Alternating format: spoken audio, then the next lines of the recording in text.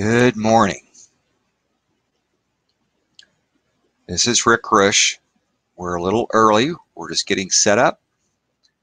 Anticipate starting right at 11 a.m. Eastern Standard Time.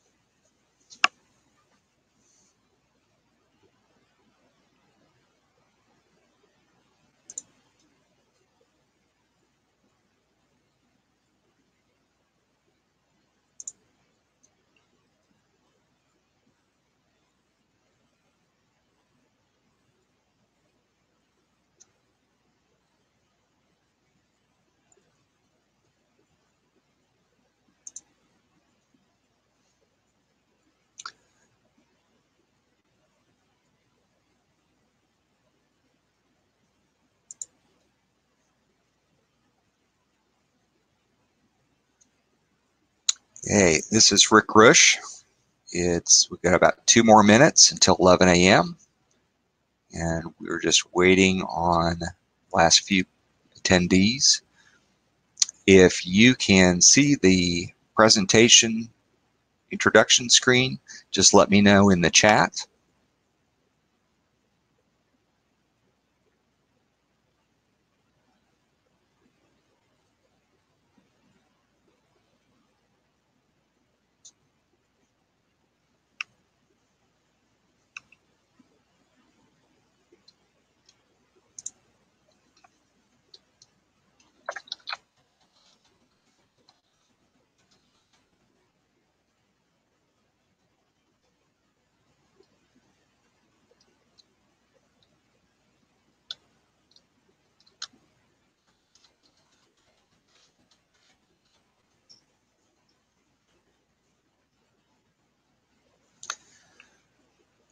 And hope everyone is having a great morning this morning.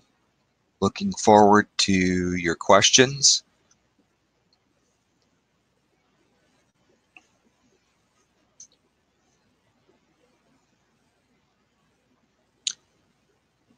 We'll get started right at the top of the hour at 11 a.m. Eastern Standard Time.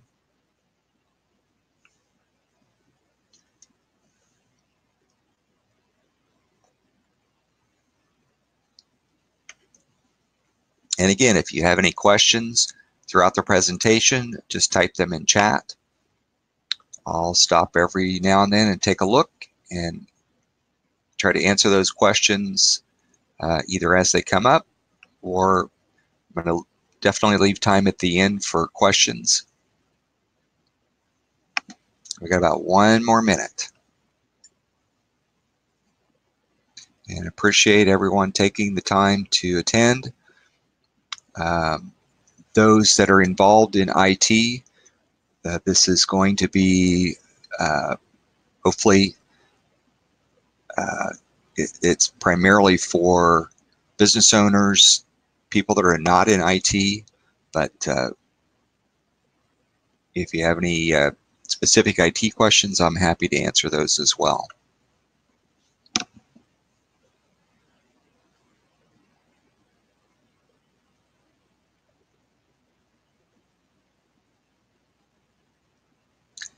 And just as a reminder, we'll have another webinar next month, February 21st at 1 p.m. That's a Thursday. And the hour is now upon us. It's 11 a.m. I've got a lot to get through, so I want to jump in and get to it. So let's get started.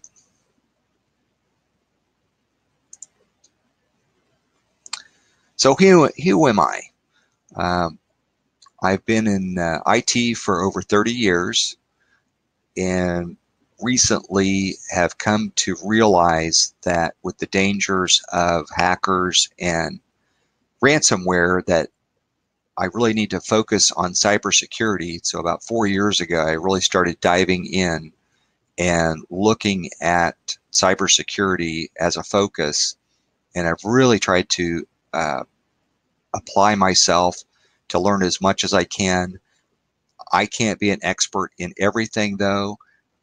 I reach out to other people that are, in fact, significant experts in this, so much so that one contact I have that I have regular interaction with is he was with the White House Communication, ex-military, and at one time helped protect the Camp David. But my goal is to help companies protect their data and do so on a valid budget. So why is everybody here?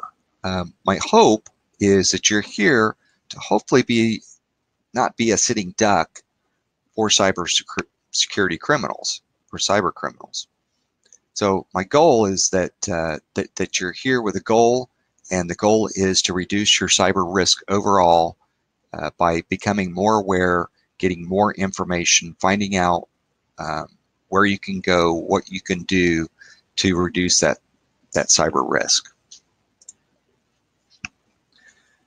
And I like polls because it kind of helps me to get things going. So we're going to do a poll here.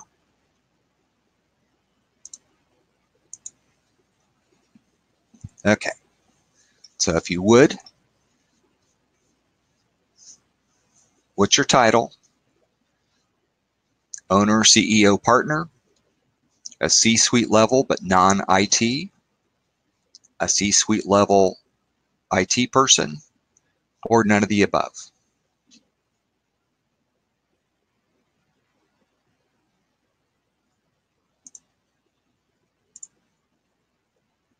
And we'll give you just another couple of seconds, and then we're going to move on because we're going to keep this train moving.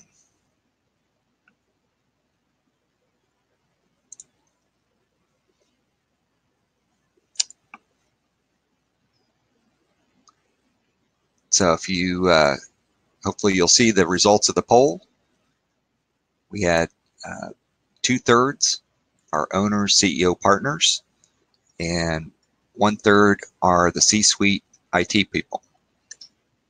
So I apologize if this is our goal is to have this for owners, business owners, partners, and try to help them with non-IT speak explain what's going on. As a bonus, at the end, I'm gonna throw up it's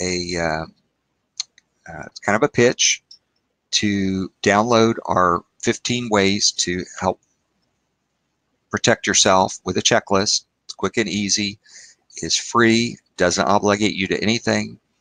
And in addition, I do cybersecurity weekly tips in your email, and it would get you signed up for that as well. Okay, we're going to do a quick overview of the cybercrime business as it stands, and what I want to explain is, why this is so dire right now. If we look at breaches, the world's biggest breaches, if you go back to 2004, 2005, pretty minimal. This graphic kind of shows, half a dozen. Yeah, the AOL was pretty big, but it wasn't the worst thing in the world, and it was manageable. Well, since then, that's been coming up on 15 years ago. Now we've got nearly 1 million new malware threats are being released every day from China, from Russia, the Ukraine, India, the United States. So there's over 1 million new threats. I mean, this says 869,000. That was 2014. My guess is it's well over 1 million now. It's hard to get a good number on that. And so what's happened in the last 15 years? The breaches have really exploded. So probably heard about the Marriott Hotel last year, 500 million, and the data that was released in that was passport data, email data, rewards data, all of the information that is really necessary to essentially take over a person's identity. So if you've stayed at a Marriott hotel, they weren't even aware of this breach that had been going on for literally years and hadn't not even realized it. So this just kind of gives you a scale of what's going on out there. And the Equifax breach in 2017, I mean, that was huge too. That was 143 million of your financial data.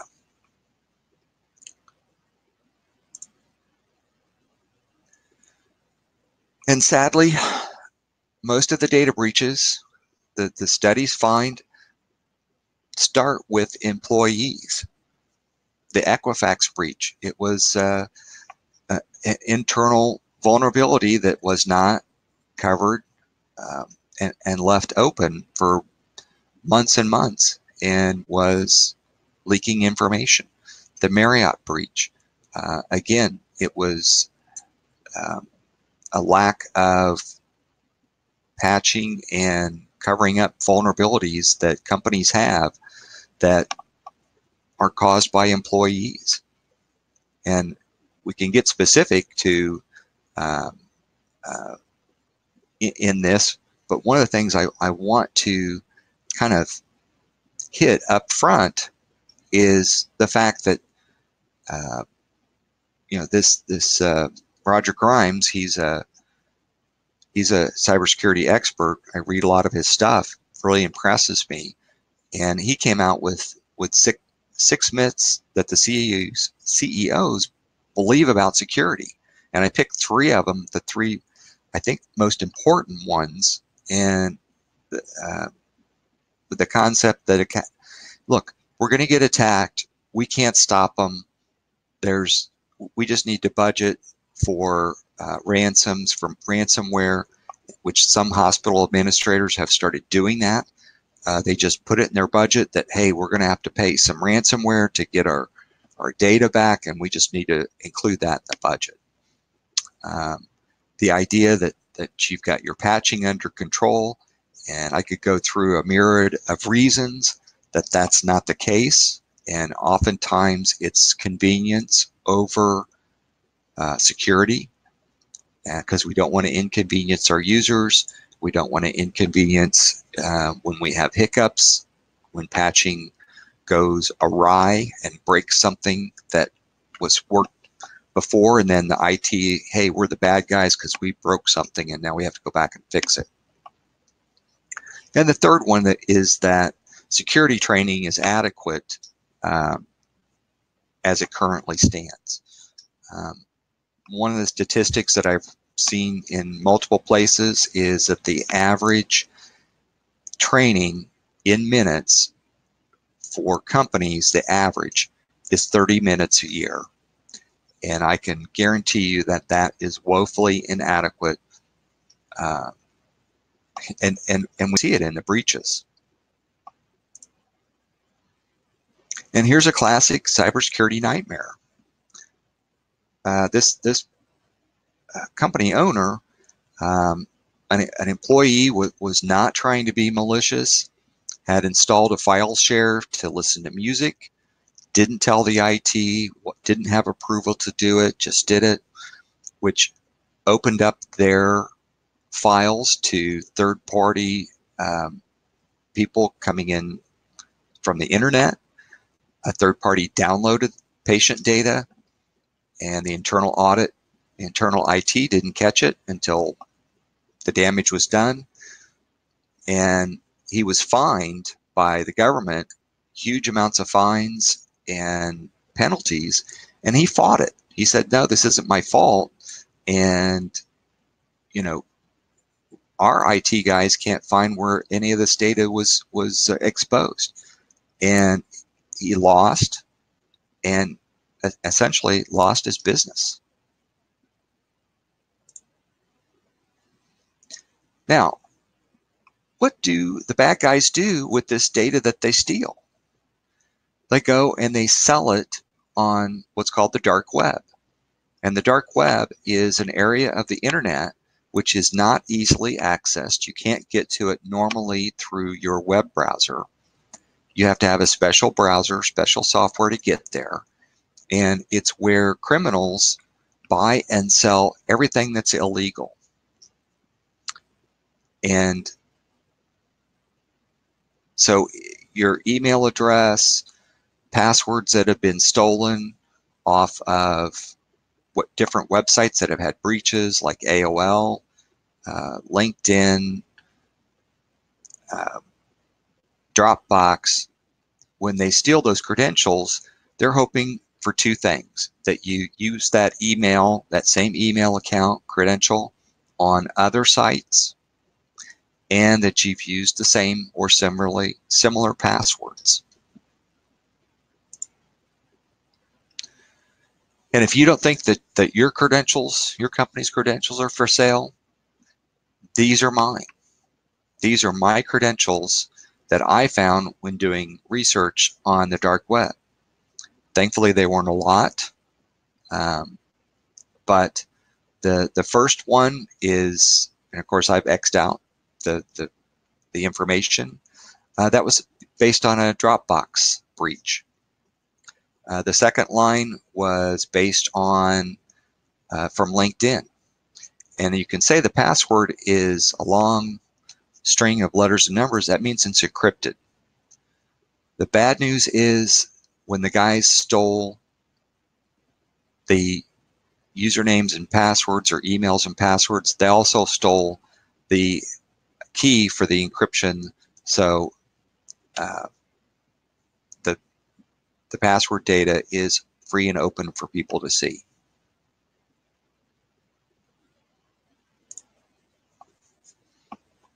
And if you've got any questions about any of this, just let me know. Now, ransomware has only been around since, in terms of utilizing it for profit and by criminals, since about 2013.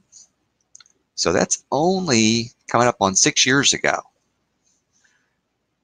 And in that time, it has gone from 2015, where it only cost $24 million to companies, to it has topped $5 billion.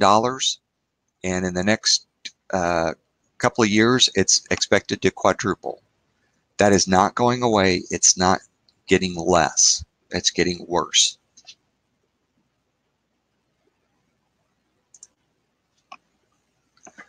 You may have read about this a year ago. This was Hancock Health got hit by a ransomware attack and paid the $55,000 in ransom. And the CEO explained that, hey, we did have backups, but by the time it would have taken us to restore, that it would have taken too long, and it was quicker and easier and a business decision to pay the ransom and move along. Now, most ransomware attacks go unreported because they do not need to be reported to authorities. However, because this is health care facility, they're in violation of HIPAA regulations because they've lost control of their data. And I've talked with attorneys here in town who are up on cyber law, and they say the way that they understand the regulations, if you lose control of data, even though no one's taken it, you still have it, but you just don't have access to it. That is a HIPAA violation, and which then has to be reported.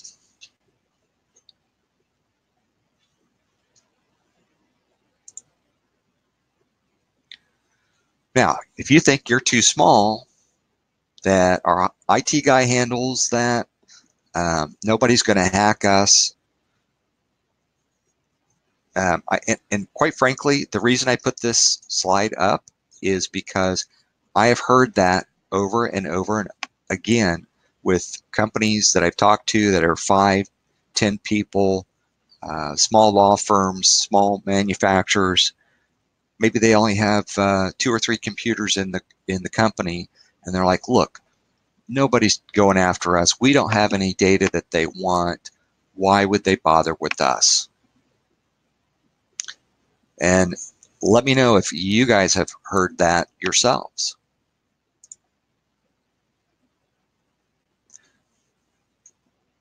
And this was from a couple of years ago. This was on Fox 59, and I just happened to catch it on the news. And this guy is a Asher Collins. He owns a sign shop, or he did back in, I haven't checked on him lately. This is 2017. He owned a sign shop. He has 3 computers in his whole company. And he had a nightmare. Now, he came out and told the news about this because he wanted to warn other business owners, look, they don't care how big you are, how small you are. They're coming for you. And he wanted to ensure that the word got out. Now, if you read the story or you go through the information, he did not pay the ransom on moral grounds because he didn't think it was right to pay criminals. And he had to go back and he had backups from his computers, but it was going to take some time. I think the story may have indicated 2 to 3 weeks for him to get all of his data back because of the way he was backing it up. But, you know, in the meantime, how do you get your customers to pay bills when they call you up and say, I don't know what I know I owe you some money, but I don't have the invoice in front of me, and can you refresh my memory?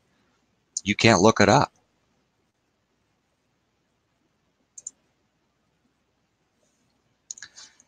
And the other thing, and I've had this from companies as well, call me up and say, hey, I see you guys do cybersecurity. We just got hit by a ransomware attack this morning. Is there something you can do to come out and fix it? And I have to tell them, and I have, you know, I've told companies, thankfully none of our clients have had to suffer through a ransomware attack. We've been very fortunate, diligent, but there are 2 options once you get a successful attack on your network. You pay the ransom and hope that the criminal's word is their bond, which often it's not, or you restore your last good backup. And Madison County, they got hit with a ransomware attack back in 2016. The ransomware also hit their backups, so they had no choice. They ended up, I think they paid $28,000 for their ransomware. The bad thing was that the ransomware had damaged the files. They had special links between data sets, and once they recovered their data from the ransomware through the decryption key, they had to spend another 6 weeks putting the puzzle pieces of the data back together. And the director of IT basically was working 18 to 20 hours a day, and all their folks in the IT department, trying to get this data back together, and that was the Madison County. Now, I include this as another part of basically criminals trying to get data or money through what's called social engineering. They keep watch of when the president or senior level people, the CFO, goes on vacation. They keep watch on social media. They do their reconnaissance.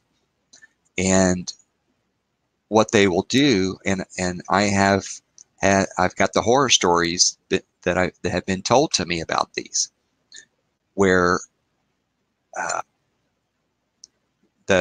new payroll person will get an email ostensibly from the president of the company and say, I want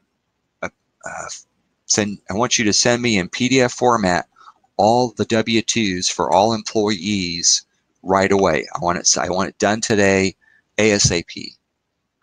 And it's happened. And I include this so that you can see the website, www.ic3.gov, so that you can go there yourself and kind of keep up to date on press releases that the FBI releases on a pretty regular basis. And this BEC threat accounts to about $12 billion over the last 3 years. So it's a major problem as well. And essentially, the DHS and the FBI have said, hey, we're losing the war.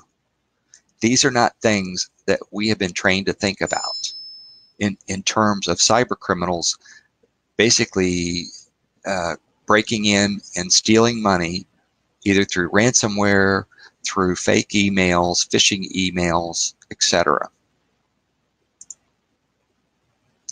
So why is this happening? Why is this such a problem right now? Part of it is that 85% of MSPs, and this was a July 2017 survey that was done by Barracuda MSP,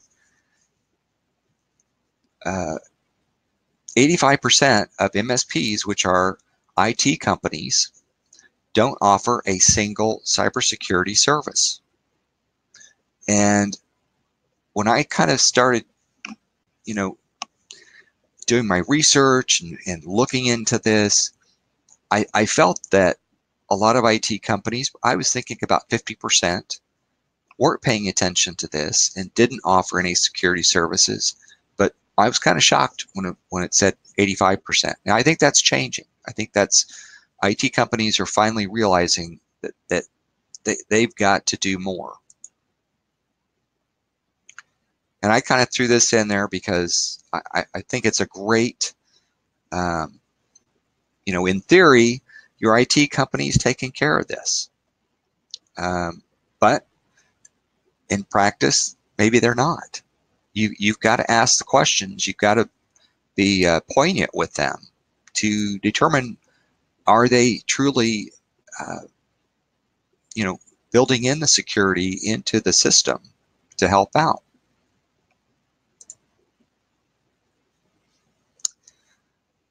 Now, this kind of goes to the user education kind of thing, and I've seen this cartoon several different places. I think it's a great illustrator that with humans, when humans are involved, You can have all sorts of tech data, technology and data protection in place, but you still have to worry about users. And the primary way to do that is through user education. A very good one out there is called KnowBe4. We ourselves do security service training, and it's got to be good. And more than likely, if you are paying for your employees' coffee services, it's probably the cost of the user education is less than that per month. And we actually offer a guarantee. Show us what you spend on your coffee service, assuming you have one. And if our monthly cost for user education is greater than that, we'll pay for the first month of security training for free. But you need to implement something for employees as well as senior management. Oftentimes it's the CEO and CFO, the C-level people that commit these phishing attacks, and it's not because they meant to. It's not because it's primarily because they're so pressed for service. They need quick ways to figure out if this is a problem or not, if this is a bad link or a good link. And it must include phishing campaigns to really help train all of the users on being more aware of cybersecurity. Now, these posters that I've kind of shown here, this is one of them. If you can actually go, the government has a website that has cybersecurity posters on them, and their goal is to have posters just like you have for manufacturing companies have for OSHA, that you have to post in the employee cafeteria and so forth. And the goal is, look, you should be doing the same thing in terms of posters and awareness on cybersecurity. And this brings home the point that passwords should not be shared. You should not reuse passwords. And if you are, get a password manager, whether personally or in the business. If it's a business, there are password management programs out there. We work with a couple that we can help your employees not reuse passwords. Multi-factor authentication. You will hear MFA or 2FA, and this graphic to me is the best explainer of what is two-factor authentication. It's something you know, which is often an email and password with something you have. We all have cell phones. Well, typically all the people that are using computers in your company have smartphones, either personally or through the company. And with that, you can get a text or a code on your phone that changes every 20 seconds. The banks were notorious in giving you a key fob. This goes back 15, 20 years, really before the internet was really, as bad as it is. But they were implementing two-factor authentication then, that when you had an online bank account, you not only had to have your username and password, but you had a key fob that would change every 20 seconds, and you had to put the 6-digit number in. I recommend this to any company that has a cloud-based application, whether that is Office 365, if you're allowing webmail, getting in, remoting it, or logging into it via the web. Any business application, if you've got an accounting, your accounting system is web-based, cloud-based, any cloud-based applications that you have for your company, file sharing, anything like that, ensure that you implement multi-factor authentication or two-factor authentication into these environments to ensure it can be defeated by hacking. It's very complex, and I could go through the scenarios of where that would break down. However, in terms of right now, it is the best way for me to know you are you is through multi-factor authentication. I cannot stress this enough. I can stress the don't reuse passwords as much as I can the two-factor authentication. Eric, one of our attendees, said, well, what password manager do you recommend? It really depends on if it's personal, if it's an individual. There's LastPass, there's RoboForm, there's multitudes out there. They're not expensive. I know I just did a speaking engagement at Ball State University, and not too long ago, and I read up that RoboForm actually offers, if you've got a university email address, as long as you have that email address, RoboForm is free.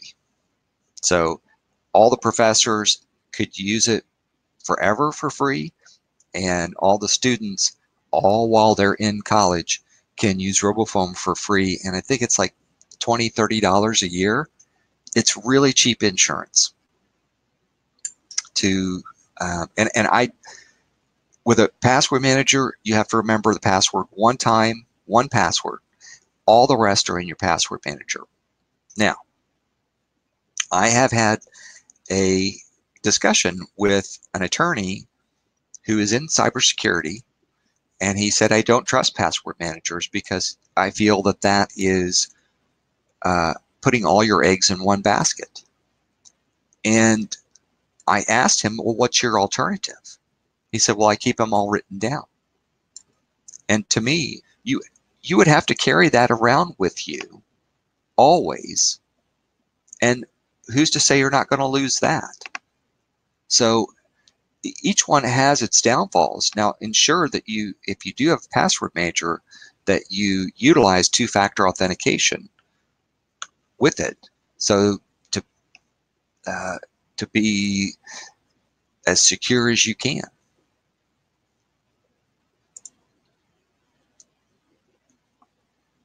Now, this is the checklist I talked about early on, and what it allows you to do is there are 15 different types of technologies, processes that companies can use to be more secure, reduce their cyber risk.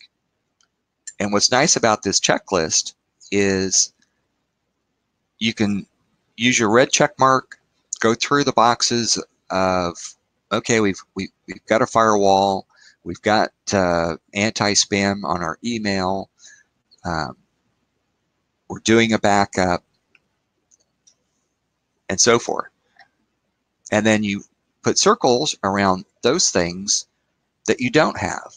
And okay, maybe you can't work a web gateway security into the budget this year. Well, look into it, investigate it, and find out what the costs are so that you can move towards that in future years. So this is a one-page checklist. It's really easy. It's free. When we get to, I'm going to put up right now.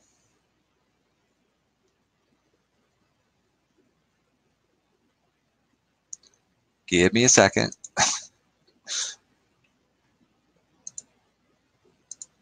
I'm going to publish this right now, which is the where you can click on the download. It'll take you to a website that you can enter your information.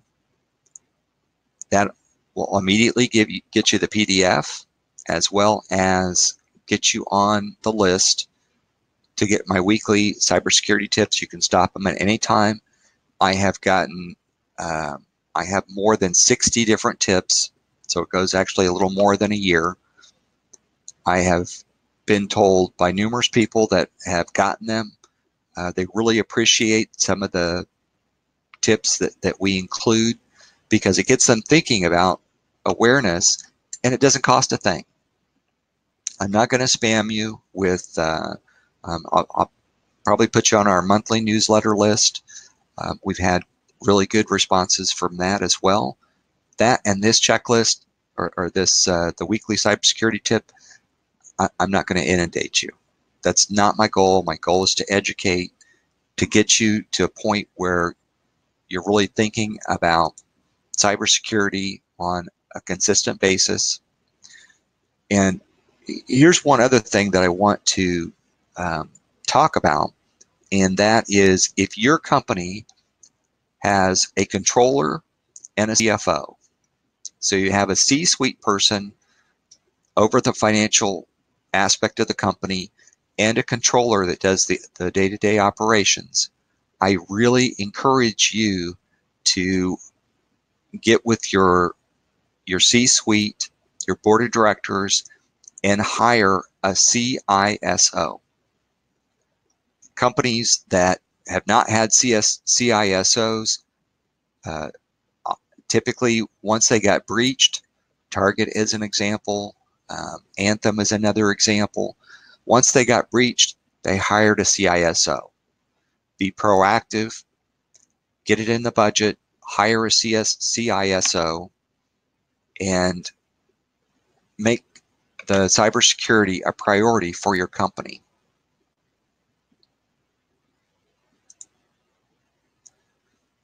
Now, these are my closing thoughts.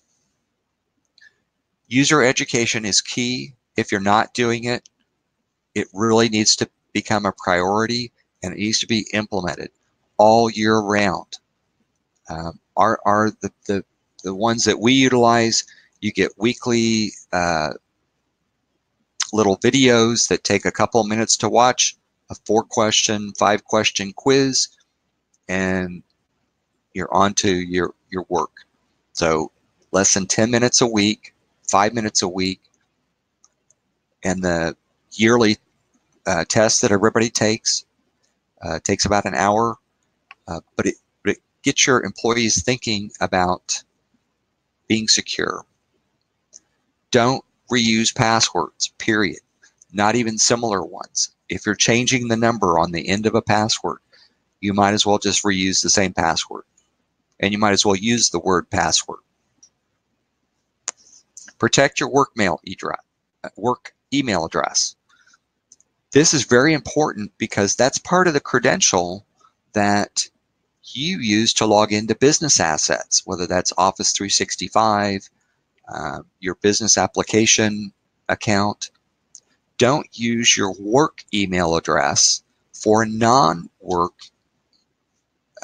things, signing up for contests, because that gets your email out there, and that's half of the equation to your credential. Yeah, there's your password. And finally, implement multi-factor authentication anywhere you can, and anywhere where it's sensitive data, that should be a very high priority to implement. Most cloud providers offer multi-factor authentication. If they don't, come talk to us. There are ways to implement that as well. And don't wait. Implement that as soon as you can. Even Office 365 for your especially for the administrators of the account. And with that, I would like to take questions. I'm trying to get you through out of here under the hour, and so if anybody's got any questions, if there's anything in the human element that I didn't cover, there is a lot. I will probably come back and do a human element part 2 later in the year, because there's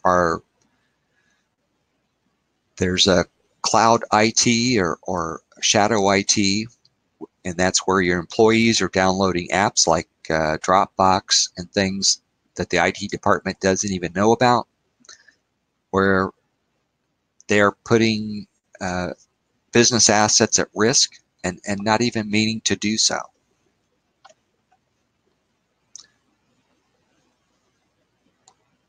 And I think I've got another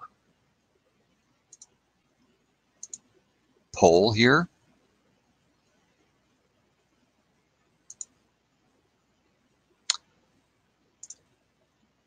I just want to put this up.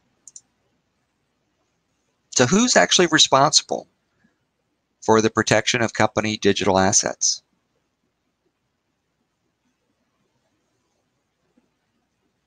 Is it just the IT department? Is it the owner? Is it your outside cybersecurity or IT firm?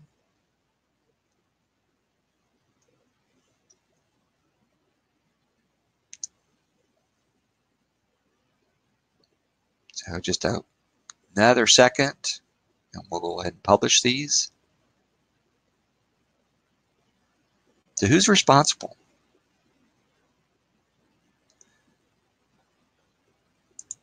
Okay. 50% said the owner, the partner, or the data officer, the CISO, is responsible. 50% said all employees of the company.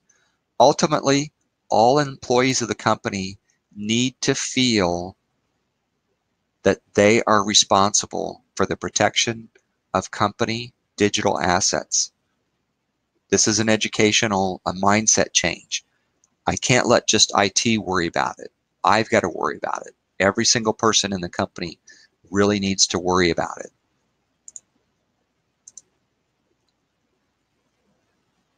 So with that, are there any other questions? Okay, here's our contact information. If you should get a link for the replay, and you can download the files. I'm going to put these out so you can download the slide deck.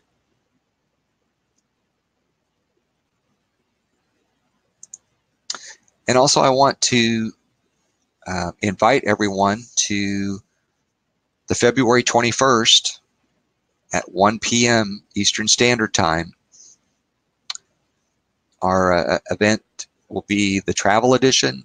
So we're going to go through when you travel outside of the office, what are the risks associated with that, and how do we mitigate that? And with that, it's about 1:15, so we got through this in 45 minutes. I really appreciate everyone's time. Send me an email if just to let me know what your thoughts are on this series, if it was helpful, and your criticisms. Was I too slow? Did I not cover enough information? How can I improve this? Because ultimately my goal is to help the awareness within the companies, and if you've got anybody that you'd like to invite to the next ones, that would be great. And with that, we are going off the air. Thank you very much.